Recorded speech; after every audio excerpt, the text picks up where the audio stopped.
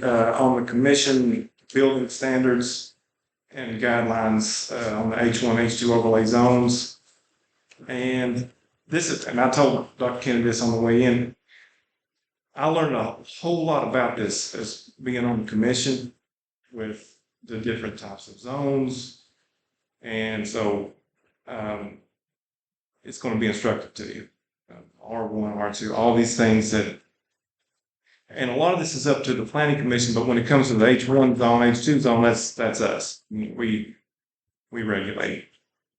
Or I'm sorry, we're a service board. We're here to help people. So I'm going to introduce Dr. Kennedy, whose name is synonymous with preservation. He has won several awards in the historic preservation, including one of only 3 individuals to have won the Tennessee Historical Commission's Preservation Leadership Award.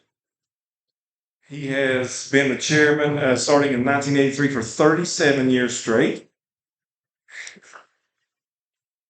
And as he humbly puts it, this was something that really touched my heart. He said, maintaining the setting in which all of the action in Jonesborough's quality of life takes place. And as far as personally goes, when I moved to town in 2020, in the midst of everything that was happening, and my wife and I moved into our home in the Jacobs house. I live beside Miss Holly on Woodrow Avenue. Dr. Kennedy was there with us every step of the way. I kind of get choked up about it, but like we just bought this home in 2019 in December.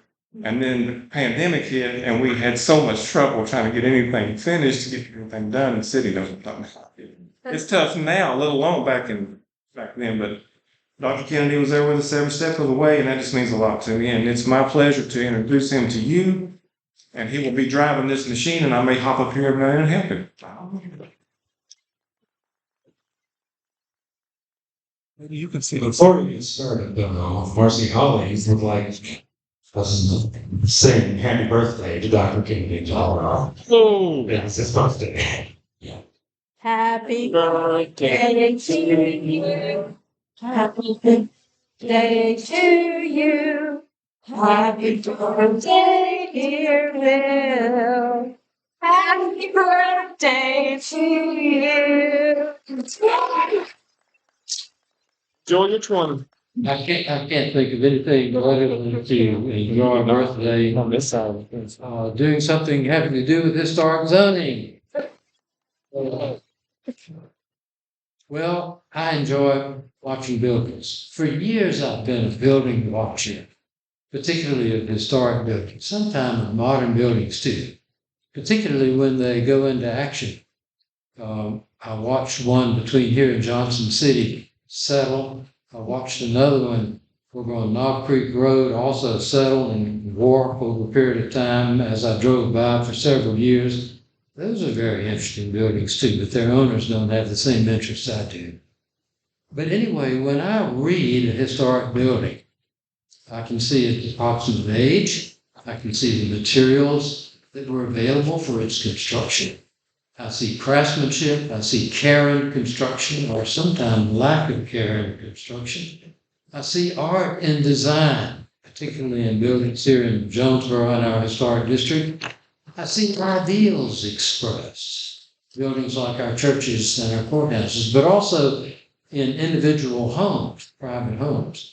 I see evolving changes in ways of living reflected in the buildings. I see cultural changes through time.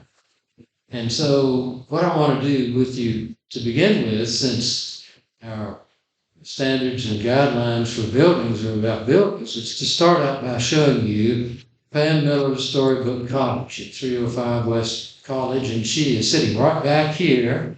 Pam, welcome tonight. I'm just so glad to have you with us. And what I want to do is I want to ask you, when we looked through pictures of this house that I took just one day earlier this week, what are you seeing? How does this house talk to you? See, I'm convinced as I watch and read historic buildings that they're also talking to me, not only talking to me, but they're watching me over time. see what I do with those buildings. Look at some of the characteristics of this building and tell me about them. We'll go back through them in just a few minutes, but just give a glance. I'll be quiet for a minute while you look.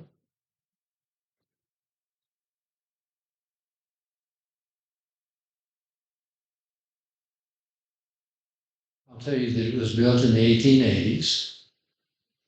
The builder was a lawyer. The first color scheme, and we've done research on the color history of this building, Am I supposed to put my name? was gray, It's for people that a can't. rather brooding sulphur gray, a moody looking house, I'm sure at the time. Somehow or another, though, in the second color scheme, I figure a woman came into the picture and asserted herself, even in the 1880s, which I was glad to see. Because suddenly the building in its second color scheme became lighter, brighter, and introduced a very nice color that gave it warmth. A rose color, a shade of rose.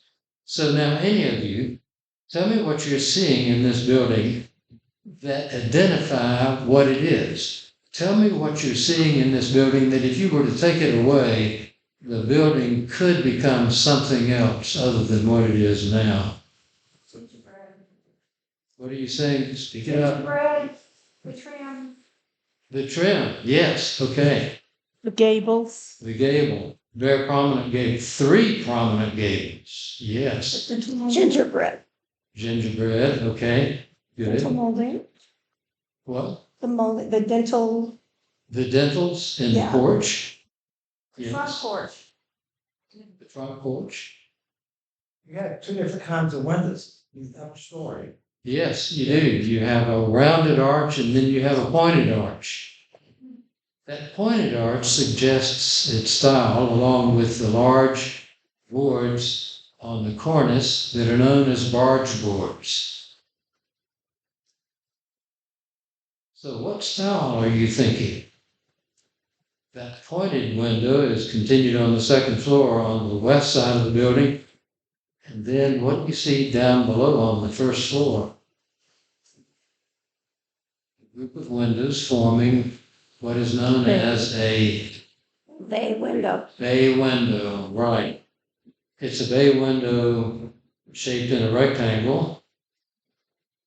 And then what about on the opposite side, on the east side?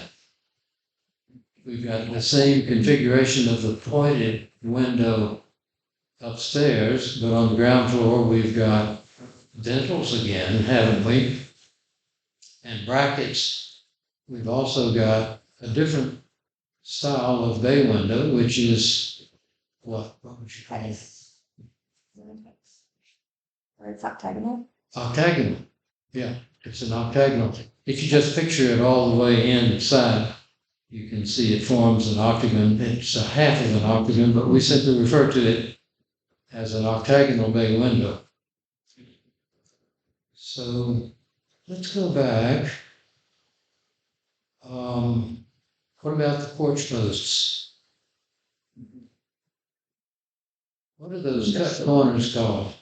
Chamfers, okay, they're chamfers.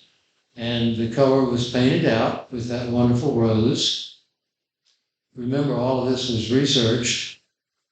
I looked at all of these pictures, all of these colors through my microscope. Had a magnification of about 19 times. Looked at paint samples, numerous paint samples. I did this in the late 1980s, I started to say, 1880s. Late. That's it, Bill. And that porch roof is yes. almost a mansard roof. Yes. Oh, isn't that interesting? Have you seen roofs or tents that looked kind of like that? Another influence, an Oriental influence. And the house across from Zach, or Yeah. Norman Francis's house, has that roof. I think it's 239, I'm not sure. East Main has that same roof, and I think there's one on South Cherokee. Zach, Neslavach. That's Lavach's house on South Cherokee. So there are three houses that have that type of finish on the porch roof, and I interpret that as being a Turkish influence.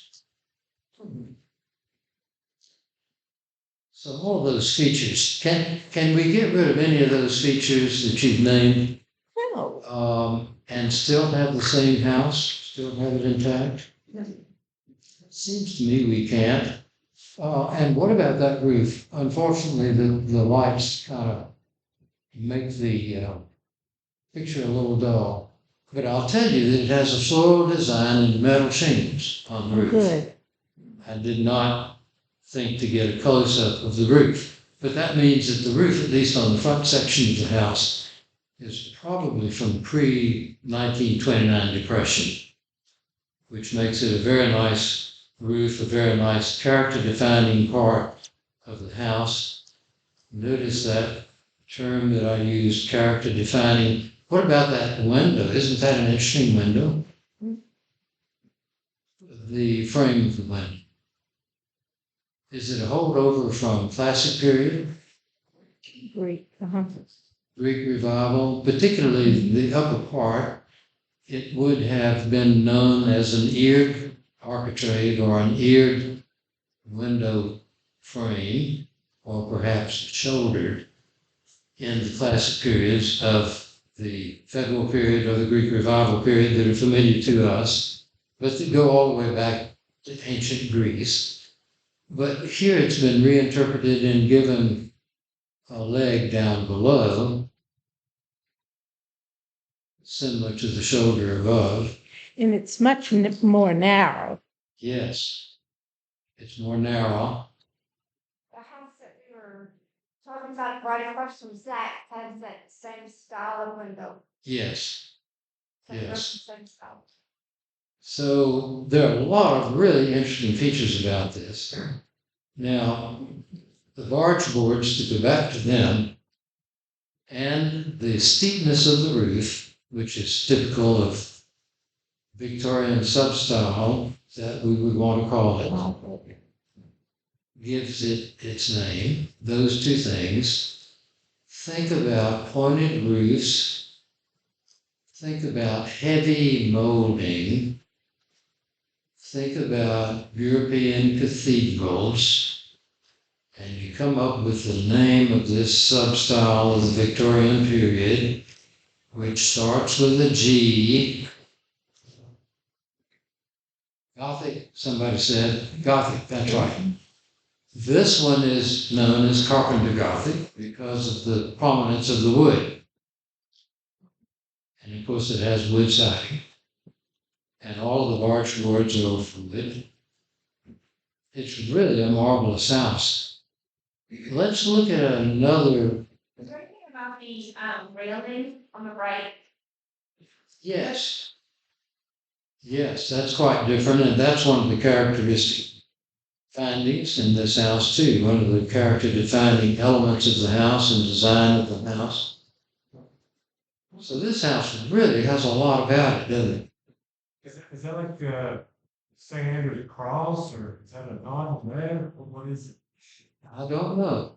Or was that even original, or did Lynn do that I don't know. in her restoration? But it certainly seems to fit, Mm-hmm.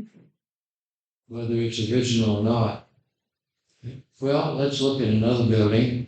And meanwhile, I will congratulate you that you've applied several standards and many of the general guidelines in Section 1 of the standards and guidelines for the H1 zone. You've described the features that give the building, this house, its unique identity. And that's very important. First thing we need to look at is what is the identity of the building? We're going to expand on that a little bit more. You don't have to follow a formal list to read a building, the list that I gave you in the first slide. I often ask a new property owner to tell me what drew them to the historic building. One recently said, just within the past few weeks, it's my favorite house in all of Jonesborough. Some years ago, one person said, I just love that porch with the swing.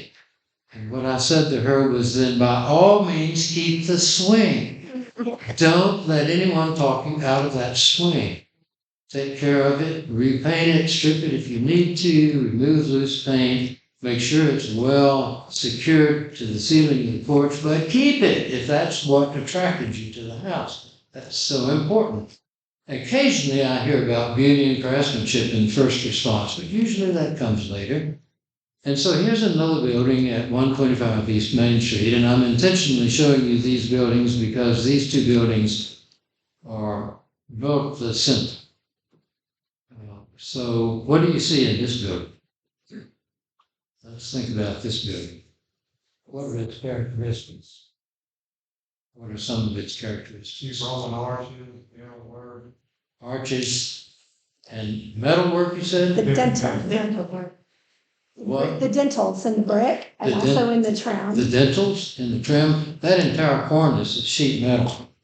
Is it really? Yes, and it's wonderful. It's bracketed on two ends. It's a very cool building because it's so tiny. It has scroll work in it that It's got, really takes on the form of dentals. It imitates dentals. the little. This also was built in the 1880s. It shows up on the Sanborn map of 1888 It was Rick's great-grandfather's law office at one time, at one time. Okay. Thomas H. Reeves. Thomas H. Reeves' law office at one time. And supposedly it was built as a telephone office in the very early stages of developing telephone lines and telephone headquarters. When we were working on our restoration, this came up for sale, and they approached us, and it was $40,000. Well, we had no house. We had a shell. And we said, no, the Henleys should buy it. And they didn't buy it. Mark Edmonds owns it, doesn't he? Mark Edmonds owns it. Mark Edmonds But- has it now. This was several And years. Carla Bowers has her gemstone shop there. Mhm. And maybe you can read the sign. It's Silver Raven. Silver Raven, that's right, Silver Raven. It's a neat shop. Well, let's look at a few more pictures of it.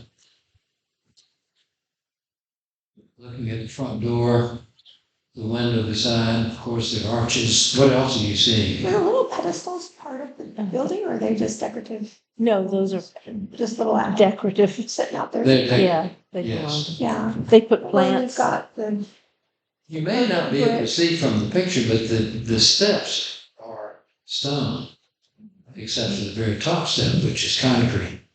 And when they added the rails, which they really needed to for safety, they were very smart to avoid installing them into the stone, because the stone has some cracks. It's already begun to deteriorate some, and they would have fractured the stone had they installed the railing into the steps.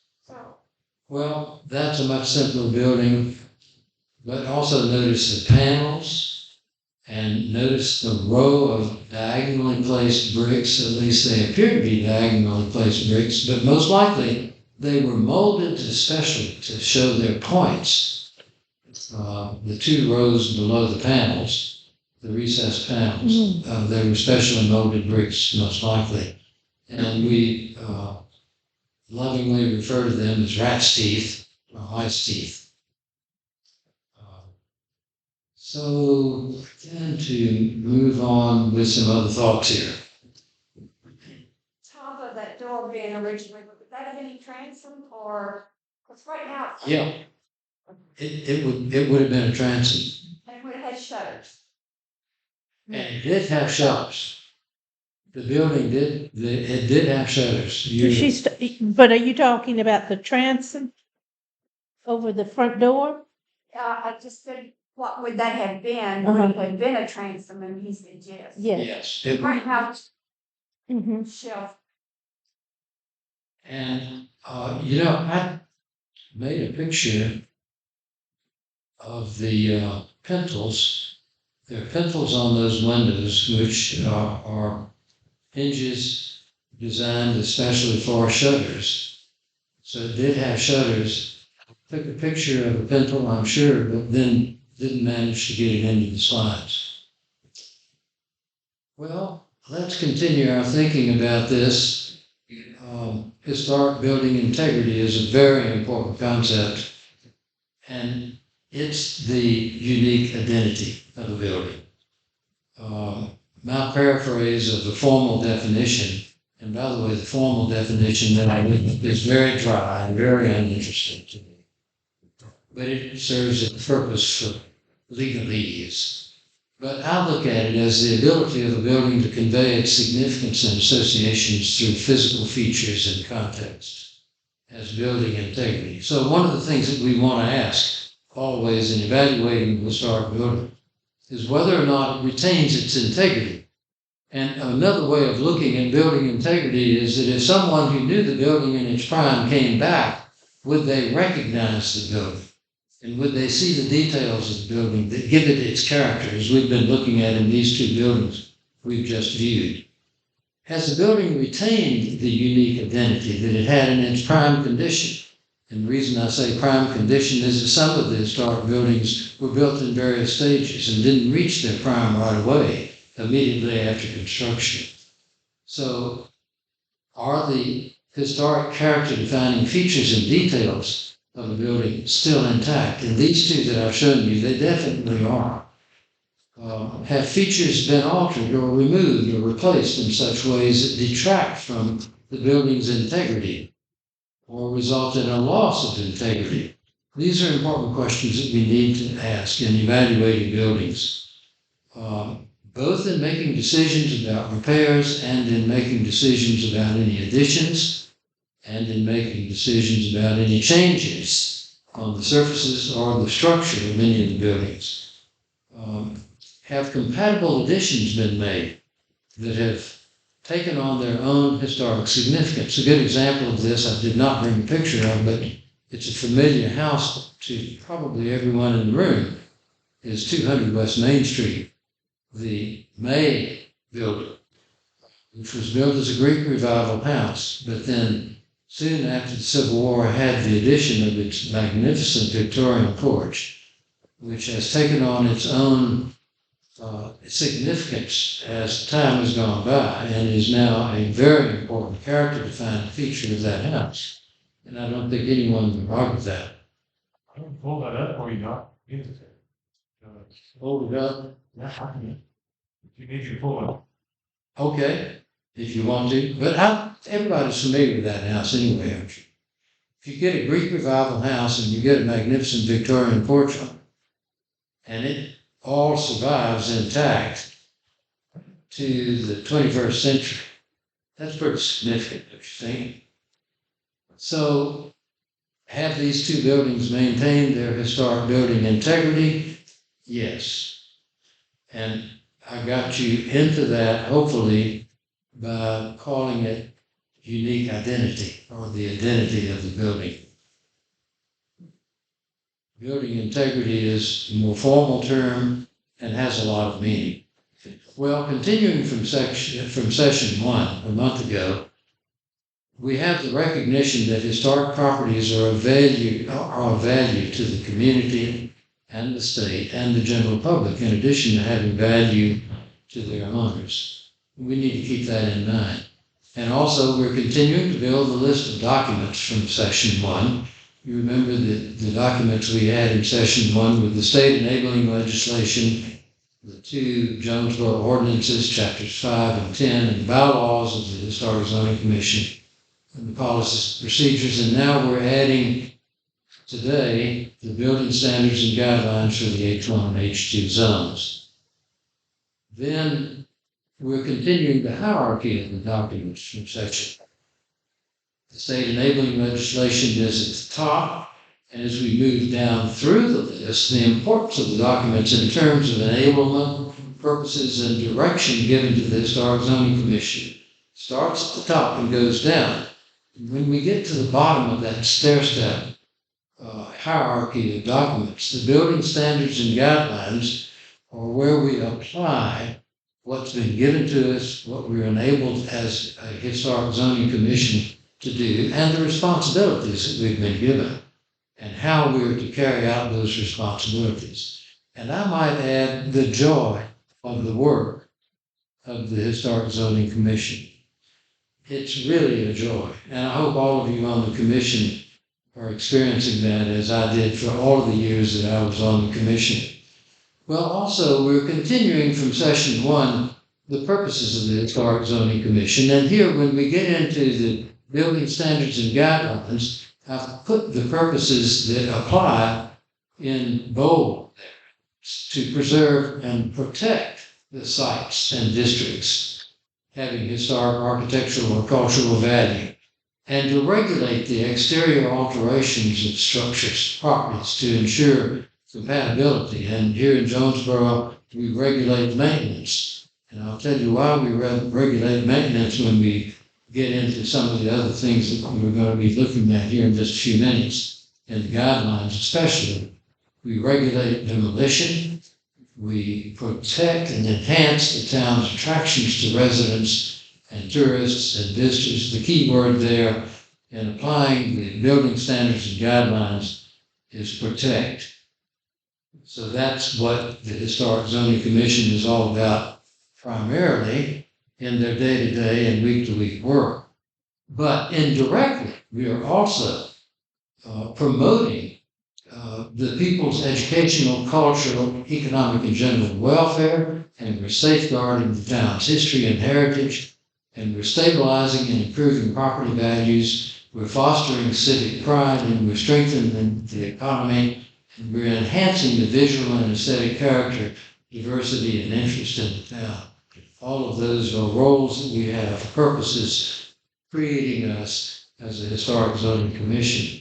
So why have standards and guidelines? And why for each zone?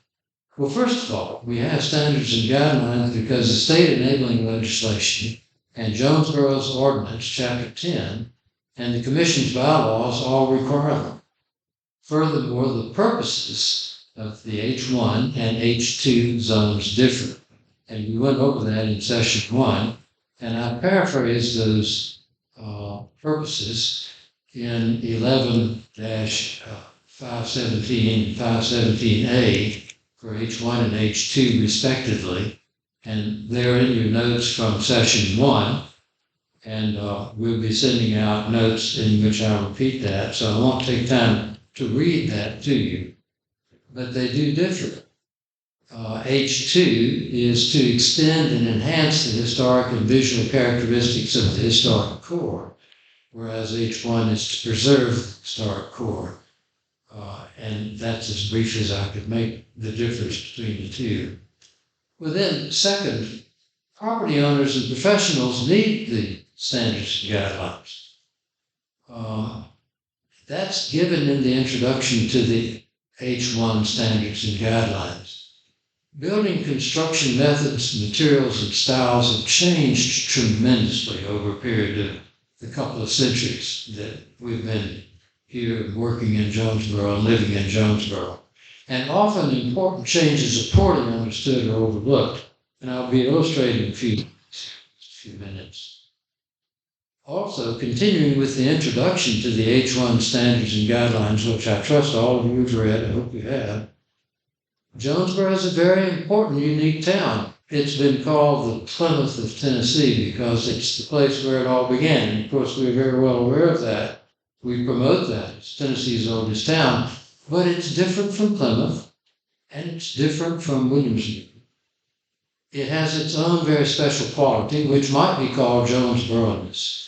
And in fact, Dr. Richard Hale, who consulted through the Tennessee Historical Commission in 1969, when all this was being set up, called it Jonesboroughness. He coined that term.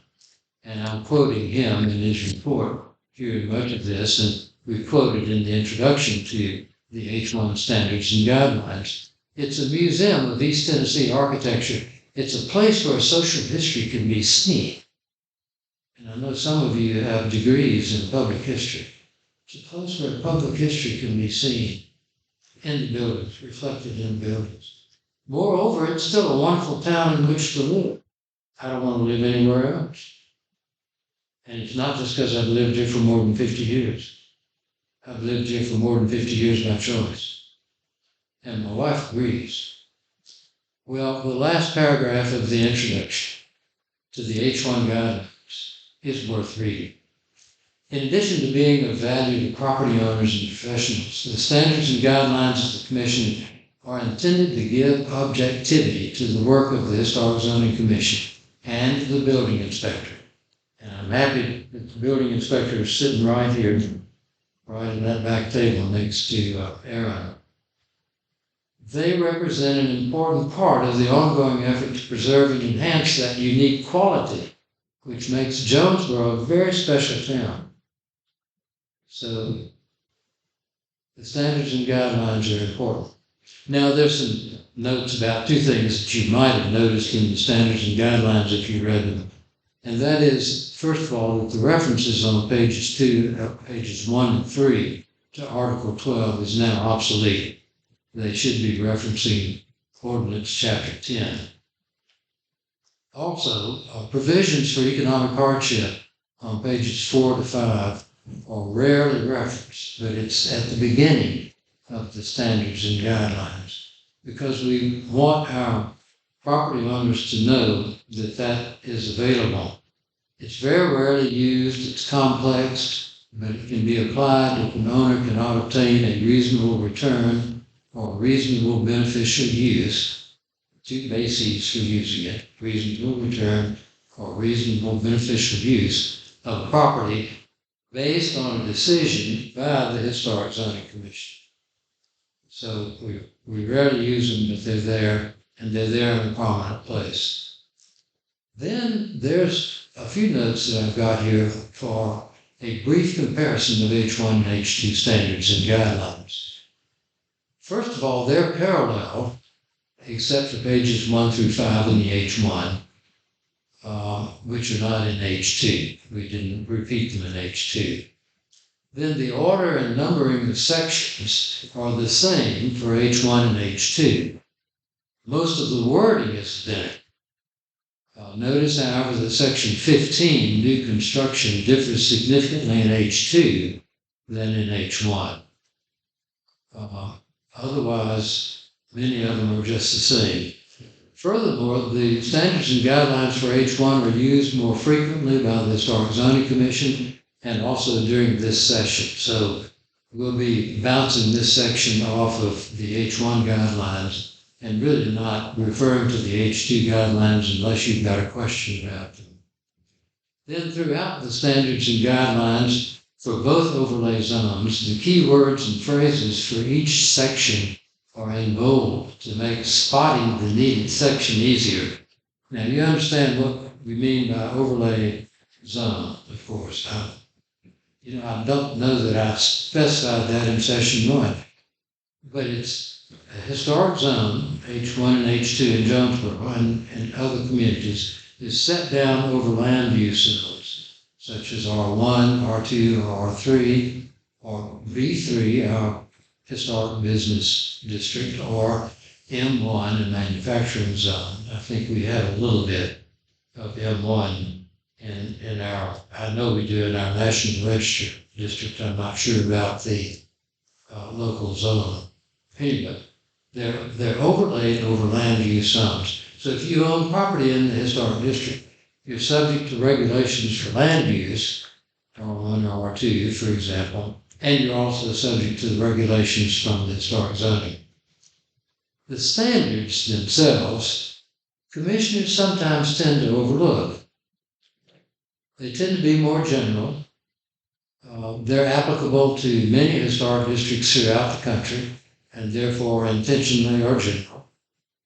All of the standards relate to building integrity. So we need to pay more attention to the commissioners, to the standards. I would suggest anytime you're reviewing a request for approval, start with the standards. We haven't done that nearly enough, at least when I was on the commission. Start with the standards and see if any standards apply to the request. Here's a tip. Standard 6. Standard 6, let's see what that says. Let's turn to it. Anybody got it? Deteriorated architectural features shall be repaired rather than replaced Right. wherever possible. Good. Thank you, Nita Van Til. My practice is to protect and maintain signs of normal wear and tear of a building part that are still serviceable. And I give you some examples here. Worn treads of stairs, worn thresholds, doors worn from hundreds of hands opening and closing, tightly bound paint samples. Provide a record of color. Exterior wood showing weathering, as long as the wood is sound. We'll say more about that in a moment. And small early electrical insulators left on buildings on the exterior. They can be very interesting and sometimes easily overlooked. Some of these can be treasured records and character-defining elements and features.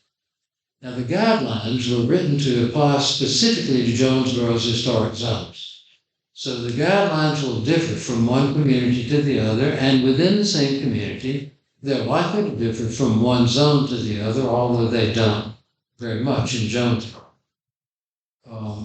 There are many communities that have central business district zones that are entirely separate from residential zones, and there their guidelines would be expected to differ between the two zones.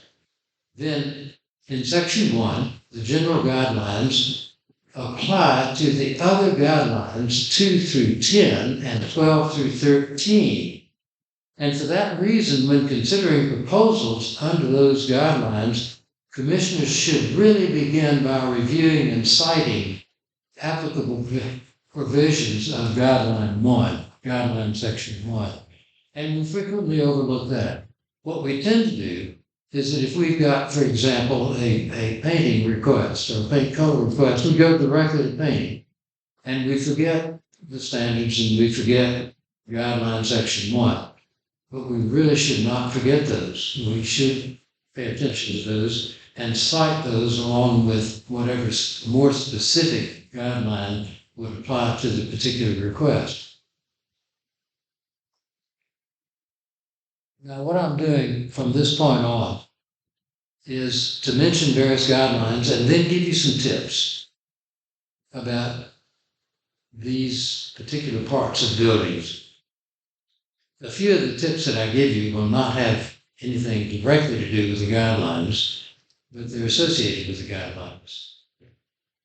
First of all, in masonry, the care, maintenance, and repair of 19th century masonry is, I believe, the most challenging of any material aspects of building preservation in Jonesborough.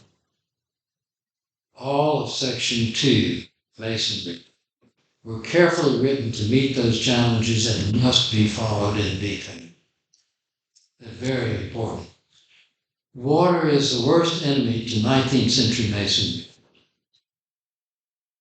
Improper repairs are second only to water as being the worst enemy to 19th century masonry. And I focus on 19th century masonry because by the time Portland cement was invented and water became hard, and by the time we had industrial gas-fired kilns, the latter part of the 19th century and going into the early part of the 20th century, masonry became more standardized and became a great deal more stable and therefore endured much better.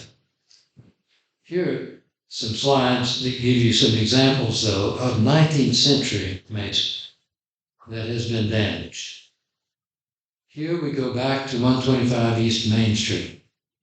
And you'll notice in the picture there to the left, a deposit of lime on the surface of the bricks. That's a sign of too much water and, in fact, of rising damp, where the water has wicked its way up through the porous masonry and become deposited on the surface of the bricks. That is pure and simple water from the gutter that was not being kept. And by the way, the gutter has been moved around the corner, and you probably can see it a little bit there in the darkness there to the left. But an improper maintenance of the gutter has caused it, the moisture that goes up the corner there, and then rising damp, too much moisture being allowed to accumulate around the base of the building has resulted in rising damp and deposit of lime on the surface of the bricks. Now, by the time it gets to the surface of the bricks, it has really done a lot of damage to the interior of the wall. Prior to the development of Portland cement, these walls were dry stacked, just like a stone wall is dry stacked. The mortar served as a bedding material. It did not have tensile strength. The bricks were porous and took water very readily. The integrity of the bricks depended on the outer shell of the brick remaining intact, because that outer shell part of the brick was the part of the brick that was exposed most to the heat when it was fired. And so if that outer shell is broken, the softer interior is exposed, takes on more water more readily, and begins to deteriorate. And what you see in the picture on the right are mortar joints that have completely lost, many of them have completely lost their mortar, at least toward the surface of the brick. And that wall accordingly is weakened. The slots down below, close to the pavement, are ventilation holes, and they were intentionally left. They should not be blocked as they were blocked with the pavement in the picture to the left. Here at 125 East Main Street, that wonderful little office building where Carla has her gemstone shop that I showed you a while ago. Now look at the streaks along the bricks too. A lot of those bricks have been opened by the scraping of vehicles going up and down that alley. There's probably not much we can do about that, but we should monitor it, and occasionally some of those bricks will need to be replaced. But then the next picture that I'm showing you is a repair that was done at 119 East Main Street, the building behind the storefront. It's a pre-Civil War building, and this repair was done without the approval of the Historic Zoning Commission. It was done, my guess is, and I haven't looked up the record, but my guess is sometime in the 1990s. By that time, we had learned how to do masonry repairs properly, and we were promoting it. And we woke up one morning, quite literally, to find that this mess had been committed on this building. It was really, if you please, a material assault on the building. Not only is it very unsightly, it does not serve the building any purpose at all, and in fact damages the building. And that's the kind of thing that we seek to avoid in maintenance, and it's one of the reasons that our Historic Zoning Commission approves maintenance. That's not just routine maintenance. We screen maintenance. We ask all of our property owners to bring their proposals for ordinary maintenance to us if there's any question at all about it. We encourage our property owners to use us as resources. This never should have happened. The only bright side of this is that whoever did this mess did not realize that the bricks needed to be wet in order to hold the mortar.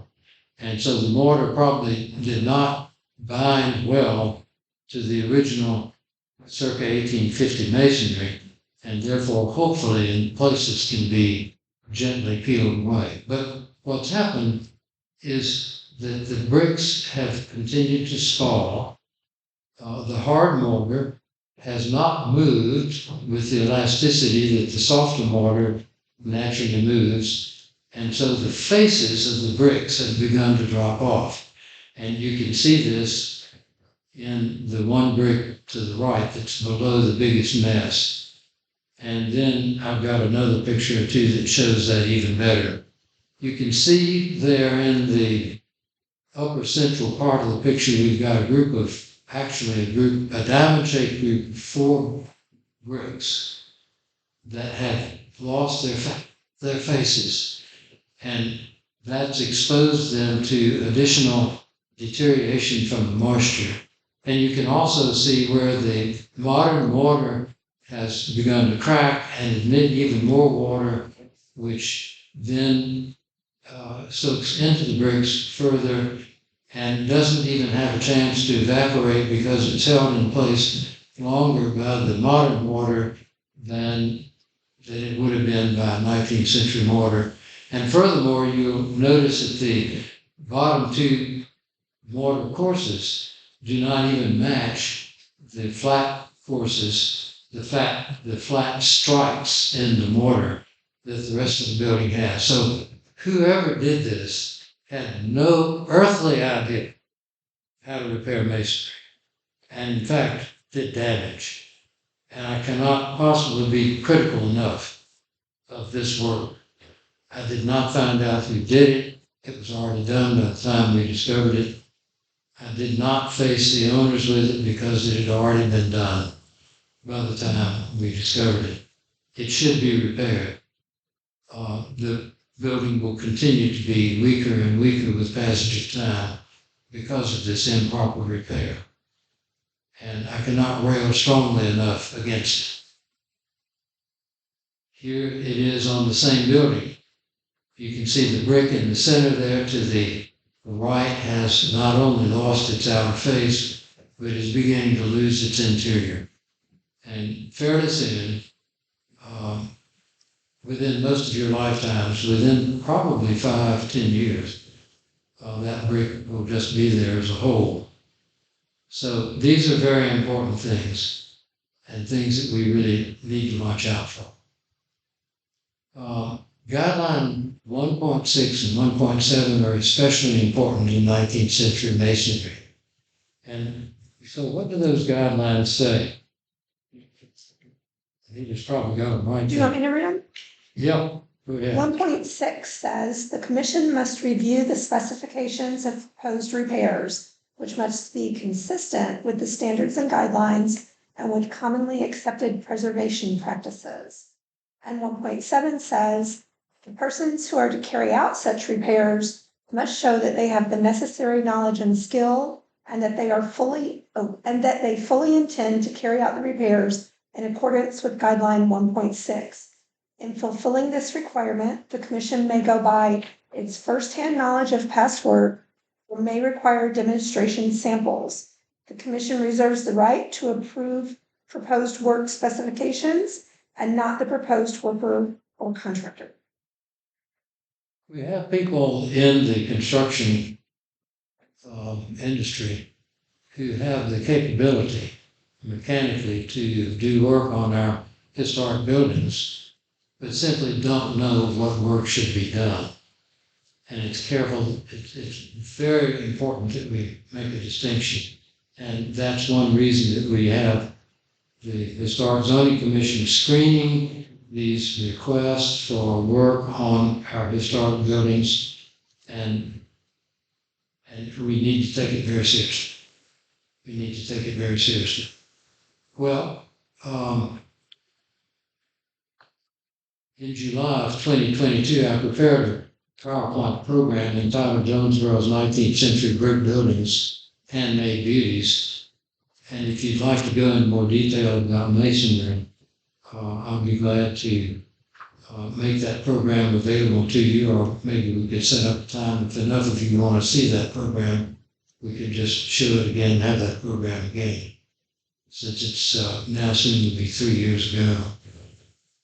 Guideline 3.0 in wood, I've got a couple of tips. And notice that I'm not reading through the guidelines. You can read it. But I've got a couple of tips that are not necessarily obvious. First of all, guideline 3.8 has to do with softwood. Present day poplar is sapwood, not the same as 19th century heartwood or old growth wood. Commercially available pop today simply is not suitable for outdoor use. Carpenters love it because it's easy wood to work with. They can buy it relatively free of knots, and it's soft, makes it easy to work with. They love it. Make sure if you're getting a carpenter to do some exterior work on your project that they don't use poplar. Period. Because we've seen poplar have serious rotting starting as early as 1 year after exterior installation. And I can name you examples and tell you where. Yes, Aaron. Well, our addition that we built off the back of the Jacob's house is present day popular. And, I've already replaced, this is 2020, so,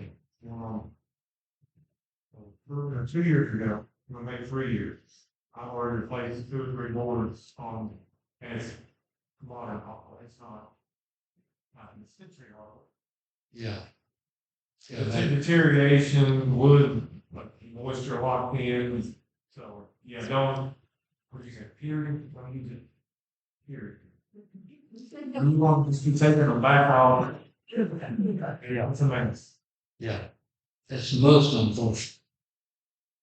Dense old growth wood was used in our 19th century buildings and many early 20th century buildings. And a lot of that was poplar. But it was poplar that was grown in forests. It grew very slowly and became dense because it was growing slowly. Wood that is grown, timber that is grown today for commercial use and fertilized and planted in such a way that it will grow very fast, ends up not being so dense. And among your softwoods, that can create a problem as far as endurance, especially. Old growth wood can be defined as having no less than 15 growth rings per cross-section inch.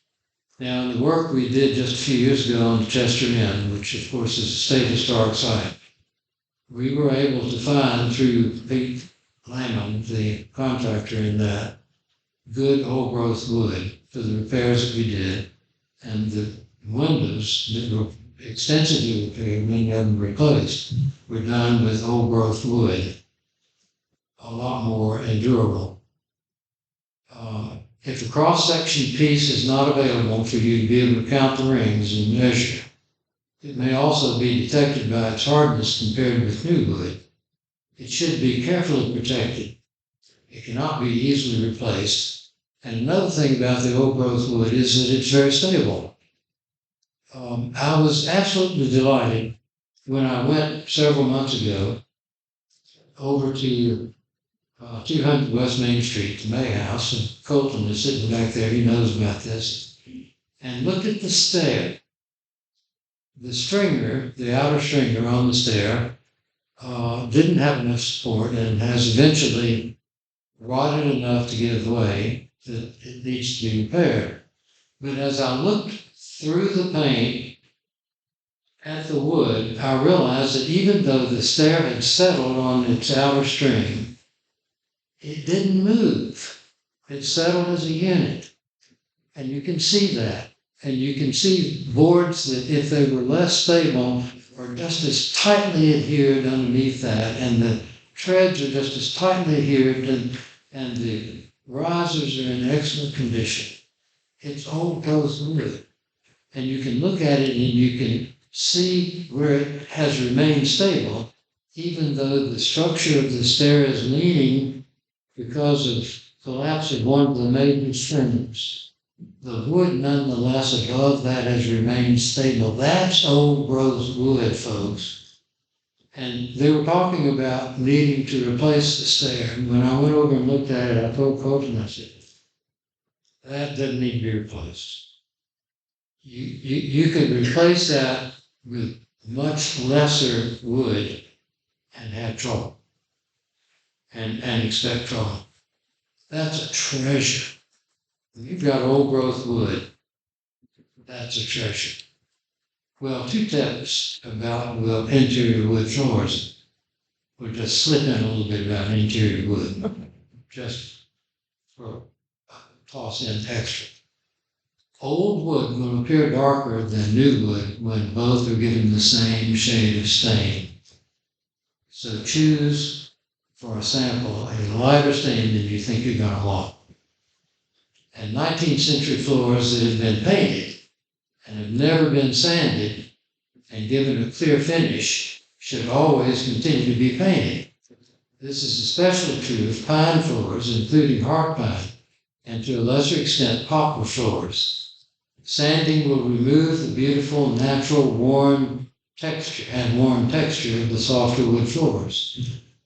When you go into a room that has had a pre-Civil War room especially, post-Civil War the same, it's always been painted, and you let the light reflect off of it. You see the pattern of the texture of the wood, and you see where vast pieces of furniture have been slid over the floor and left its mark. Those are signs of past use and the character of the material that was used. That's precious. Keep it. Don't sand it down. Because on old wood, if you sand it down, it soon will be scratched. It's soft wood. First piece of furniture slid over it will scratch it. And you'll lose a lot of that character. So the sanding smoothness will not hold up, and neither will the finish that you put on it, because the soft wood just doesn't hold the finish like paint does, like it does paint. Then a few more helpful tips. If we go down through some of our other guidelines, section 4, metals. If you're trying to preserve an old metal roof, pay close attention to section 4, especially at 4.6 and 4.7. We won't stop and read those now. They're really long. Yeah, they're too long. Metal roofing will appear lighter, and here's a real tip. Metal roofing will appear lighter than shown on color swatches because of light reflection from the sky, even on a cloudy day. So just as you would go to a lighter shade and choosing a shade for your old wood floor with a clear finish, go in the opposite direction for your roof. Go darker and give it a sample, then look at it. And that way you'll be happy. More likely. Then notice building additions are defined broadly in the guidelines and include even relatively small additions, such as stoops or steps or ramps, mailboxes, door hardware. Door hardware is very important. If you're considering enclosing a porch, pay close attention to 7.5. It's got some real tips in there that you really need to look out for. Then surface coatings. We've got some tips about that. Beware of pressure washing on wood. For years, we have kept samples of boards on the Slemons house, the back of the Slemons house, down close to the ground. And that's where the storytelling resource place is now. Back down close to the ground that show damage from pressure. And I've been asked several times, shouldn't those be repaired? And I've said no, leave them alone because they provide a teaching example for me. And occasionally I will take people by there and show them those boards because they show scores of spray scarring the surface of the siding from pressure wash that was just too strong. One time we put a stop work order years ago on the Presbyterian church. because the person who was doing the prep for the paint, a man by the name of Mark LaRue, had his pressure so high on the pediment of the church that he was literally knocking off pieces of that fine woodwork. And we went and found him lying down at the base of the building behind the bushes in front of the building. We sent the police and stopped his work. And he took it very well. We met in town hall back when the Historic Zoning Commission was meeting out in the hallway before the present boardroom was built. And representatives of the Presbyterian Church were absolutely livid that we sent the police out with a stock work order, and we had samples of their trim from their building with us sitting on the table, showing why we had done the stock work order.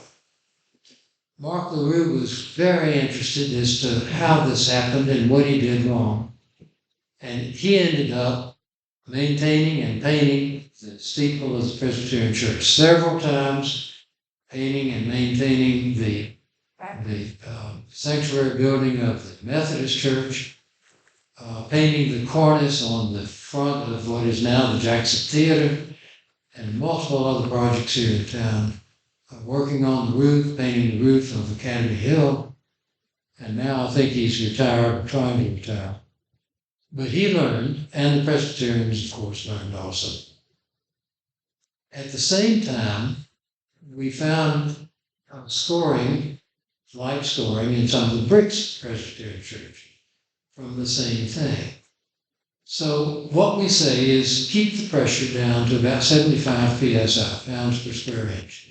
Garden hose pressure, or keep the nozzle well away from the surfaces to avoid cutting into or scarring the surfaces.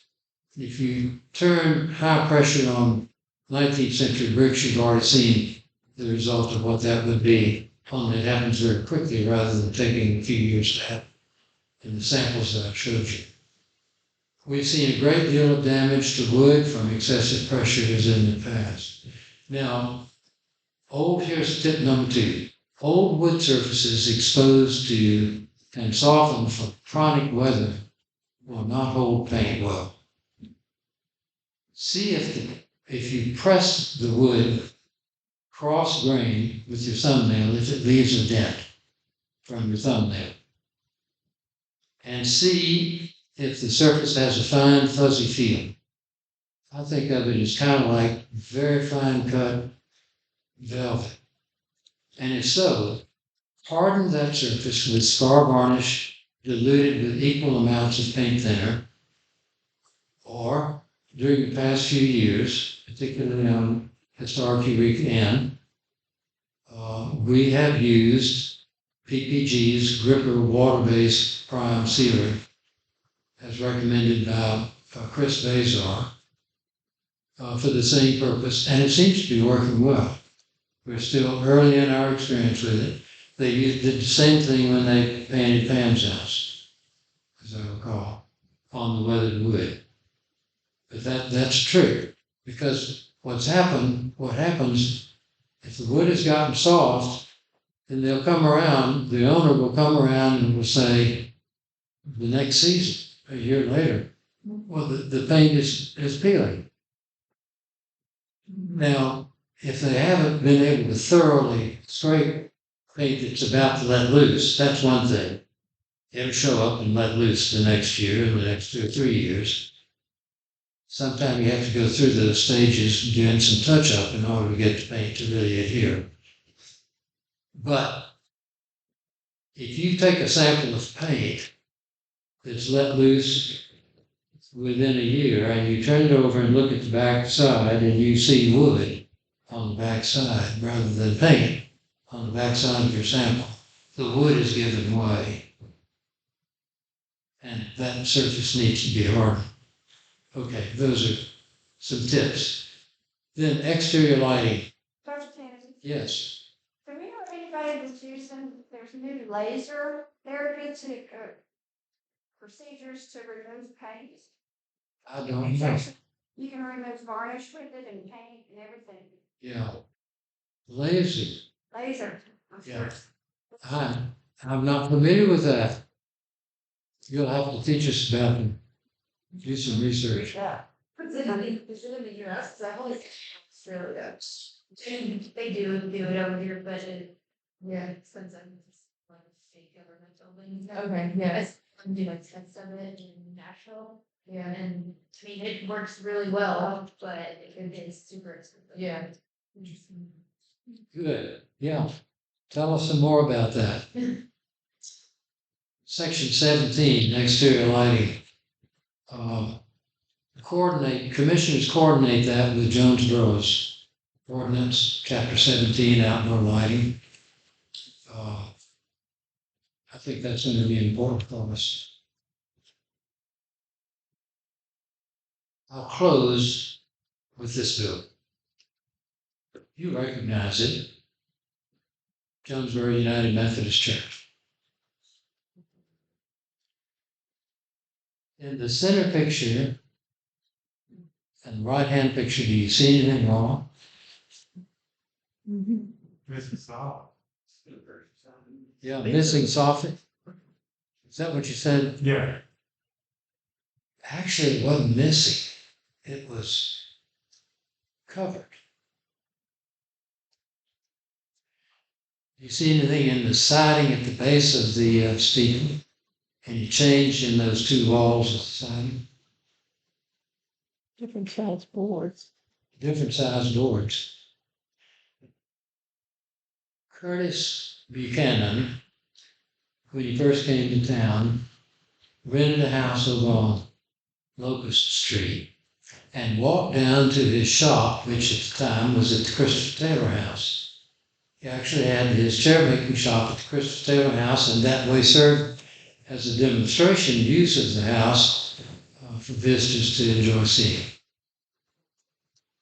He passed by the church one day and saw that going on, and he took it upon himself to find who was doing the work right on the job site and told him, I suggest you stop working because I know that has not been approved by the Historic Zoning Commission, and furthermore, I know they won't approve it, and you're going to have to take that blankety-blank stuff off of their steeple because they were covering it with vinyl siding. That's what you see in those two pictures, center picture to the right, vinyl siding on that steeple. Now let me ask you, was that steeple about to lose its historic building integrity? Yeah, some of you said yeah, right off the bat. Were they covering and hiding important character-defining features? I don't think so. Yeah, wood. Yeah, the wood, the material, the ornamentation. So this was in the 1980s, and I was chairman of the Historic Zoning Commission at that time. We did put a stop work order on it. It wasn't as dramatic as we had for the Presbyterian Church. But we did put a stop work order on them, and they asked me to come and meet with their board at the next possible meeting time, which would have been next Sunday. I think they had a call board meeting. When I got down to the fellowship hall of the Methodist Church, they had a mighty big board. A lot of people. And I was dry-mouthed and sweating under the arms. But I explained to them, what they were doing, and they said, well, we can't get the paint to stick to the steeple. And we've got to preserve that steeple somehow. And the steeple is deteriorating and rotting, and we don't want to lose it. So we got busy and said, I said, well, let me do some checking around, see if we can find out some alternatives for it.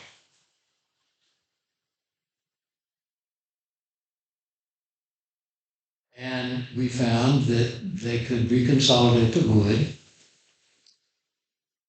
Found that out from the Society of Preservation of New England Antiquities, and now it's changed its name. It's not nearly as charming, because some of their representatives had been down here for preservation conferences.